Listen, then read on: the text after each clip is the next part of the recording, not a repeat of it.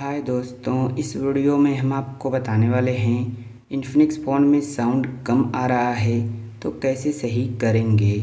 तो इसके लिए सबसे पहले फ़ोन के सेटिंग्स में जाना है।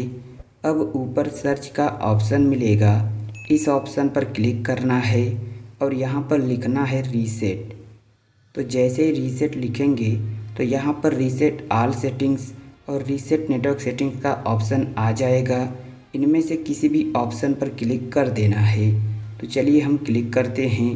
क्लिक करने के बाद अब यहाँ पर रीसेट ऑल सेटिंग्स का ऑप्शन मिलेगा, इसी ऑप्शन पर क्लिक करना है।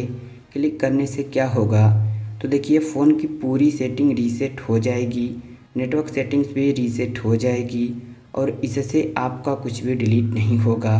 जो भी फ़ोन में प्रॉब्लम रहेगी सब ठीक हो जाएगी। तो चलिए इस ऑप्शन पर हम क्लिक करते हैं।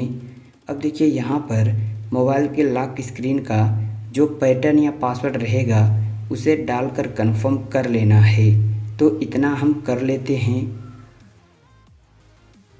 अब आना है बैक होम स्क्रीन पर और अब अपने फ़ोन को एक बार रीस्टार्ट करना है। कैसे रीस्टार्ट करेंगे तो देखिए जो फ़ोन का पावर बटन है जिससे मोबाइल लॉक होती है, इस बटन को कुछ सेकंड तक दबाकर रखना है।